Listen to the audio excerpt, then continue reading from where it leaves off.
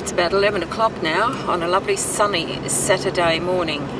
We've done our big shop for our wilderness escape for a week. We're just heading out of Renmark, going past very shortly the van park that we stayed at last night at Paringa.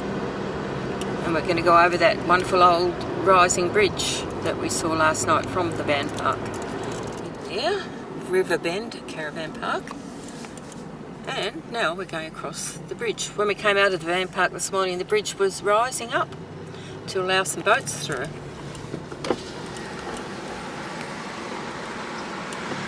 That's looking upriver into the sun and back at our caravan park. And now we're going back over the bridge. I think we might be back in New South Wales, will we? We're going across the Murray. Yeah, I think so. Yeah, so I'm too sure. I think we're going to lose half an hour on time. Not yet. No, not yet. Okay. Not quite in New South Wales, but getting closer. This is Paringa. We approached the border, Victoria with New South Wales. We were enjoying listening to The Bachelors of Broken Hill by Arthur Upfield, another of our favourites. Settle down and smoke slow. Mentally relax. Gromberg and two men entered your lounge about 4 o'clock. And at 20 minutes to 6, Gromberg took up his half-emptied glass of beer and drank cyanide with it. You saw the person who added the poison to Gromberg's beer. We've decided to stop for lunch beside Lake Kallalarain, if that's how you pronounce it. We camped for the night beside the Darling at Willow Bend campsite at Wentworth. Didn't mean to upset you.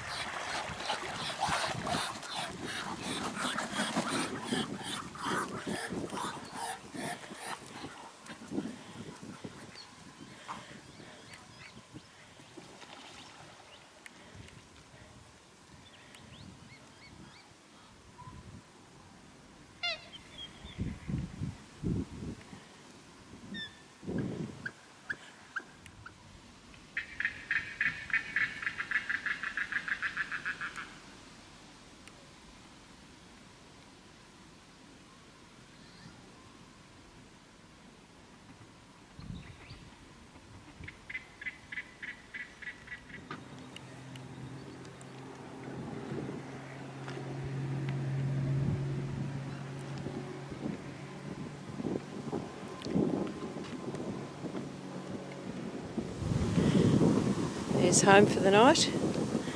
Willow Bend Caravan Park at Wentworth.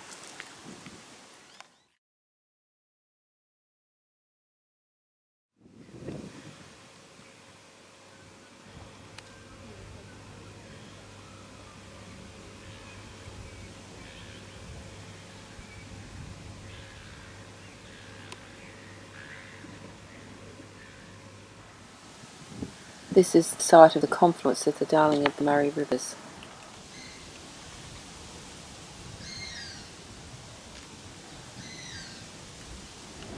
This is Lock 10, the weir on the Darling, just a tad down from where the Darling and the Murray join. We shouted ourselves to a delicious pub meal lamb rack at the Royal Hotel in Wentworth. Very yummy dinner. We've just left Wentworth and we're heading up to Mungo National Park now. 145 kilometres away, and it reckons it'll take us 3 hours to do it.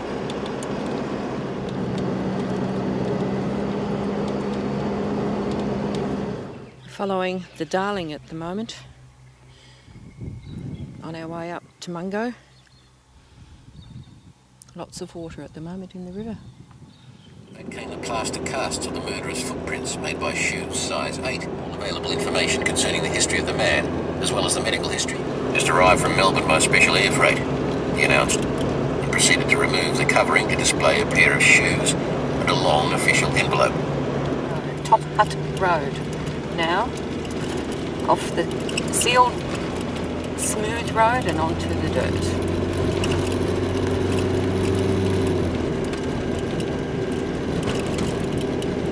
No fuel at Willandra and Mungo.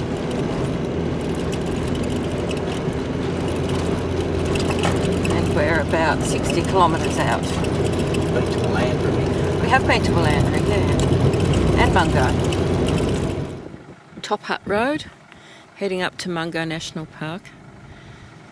There's evidence that it has been wet, but beautifully dry now. Just got to put some dust seals in.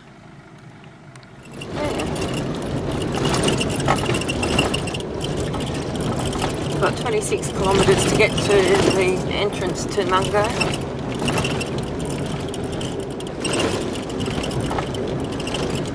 Country's looking pretty good.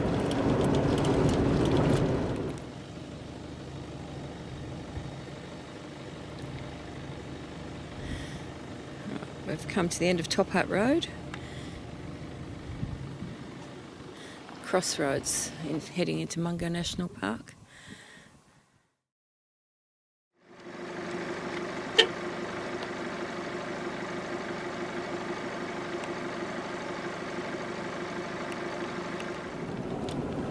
Lake Mungo.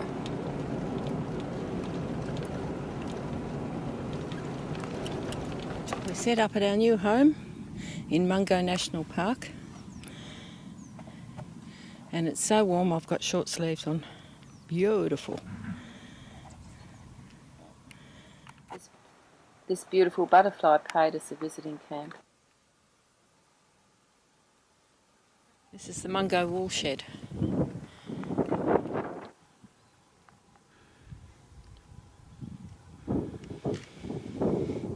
Standing in front of the remains of an underground tank,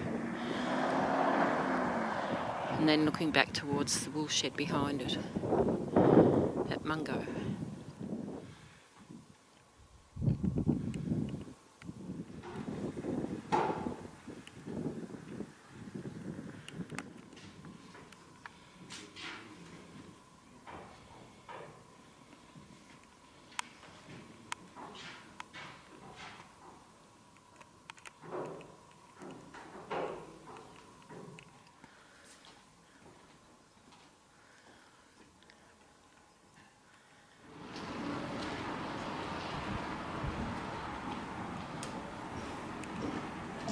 Steam engine probably provided the power for the shearers.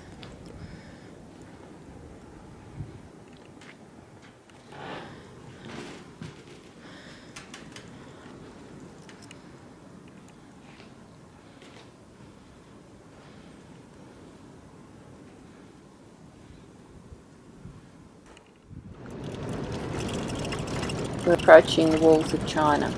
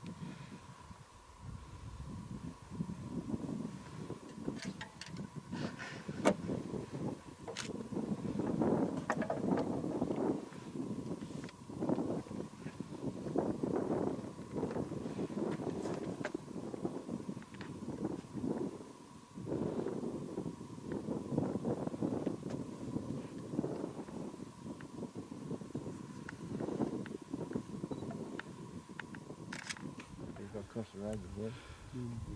Just while we're up on the wall, we're just going to stay together as a group. That's actually termite nest.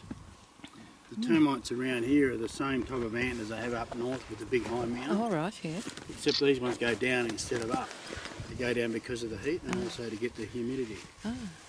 But they've carbon dated charcoal out of that fireplace to over 7,000 years. Mm. Another way they do their dating out of these fireplaces. They use the ear bones out of fish. It's a little bone about as big as that piece of shell there. It's called otoliths, and it never breaks down. Each day of the fish's life it puts a layer of carbonate over the top of it, and they can tell exactly what that fish weighed, how old it was and what type of fish it was. Wow.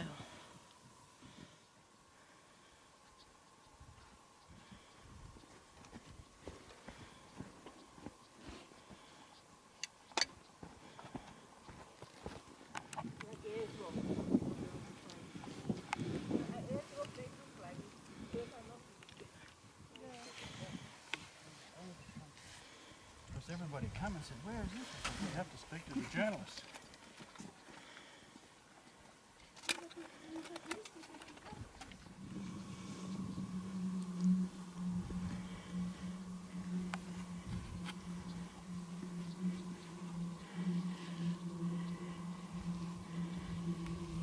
It's just a Jaco discovery out back. I've done 20,000 k's on the dirt in the last 2 years. The moon came up 1 minute behind the sun. The moon doesn't come up to 49. Well, so not your one, was it? Where were you last night?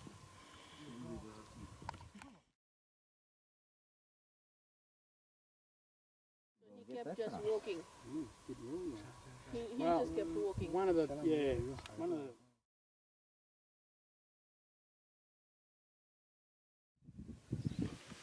We're on the other side of the walls of China now, and there's a lot of salt bush, blue bush.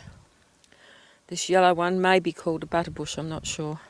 I'll just go in close, have a look at the flower. It could be called butterbush, couldn't it?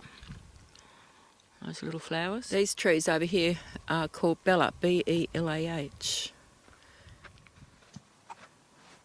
We're in a grove of rosewood trees at the moment with saltbush under. This is all that remains of the Allen's Plain shepherd's hut from the days of the Mungo station. It was still standing about 40 years ago, but it's been undermined by rabbits and termites have eaten it away. You can see the rabbit warrens here now still, holes everywhere. And the indentation all around in front of me was a man-made tank that was built to provide water for the grazing animals. And I was reading on the information brochure that in 1956 it was flooded to the extent that people came here and water skied on it. And apparently this is a goat trap. They have the water here to attract the goats, and somehow or other the goats go up the ramp, leap into the area where the water is and can't get back out again, apparently. So then apparently people come and collect said goats and transport them humanely, is what the sign says. To where and what happens to them when they're transported isn't quite explained. I wonder if this goat will be able to find his way out again. Or I'll have to ring up and have him transported humanely. Oh, he can open the gate.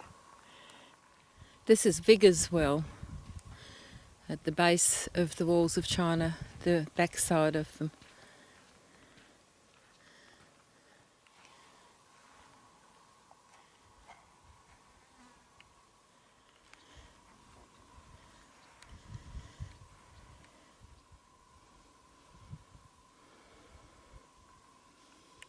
A few emus have been around here. Climbing up the dunes, getting higher.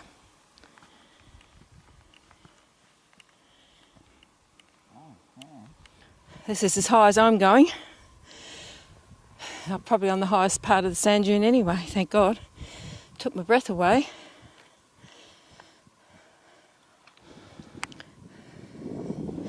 You see tracks of emus, foxes, people. Don't know what that grey is. It's probably a rainstorm right over on the horizon.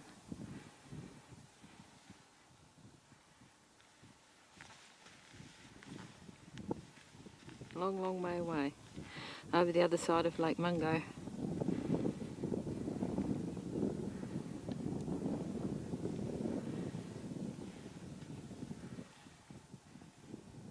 These are the remains of the old Zanke pastoral homestead. Old tank stand, new tank stand. Walking into the old Zanke homestead. Chimney, outhouse, old tank stand. Not much left. There's an underground storage dugout area to keep things a bit cooler. Restoration work, yeah. In the dugout at what was it? Zanke Station.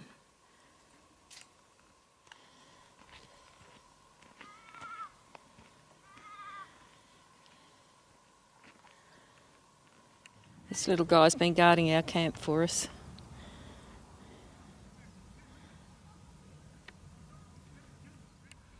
What on earth can they find to eat?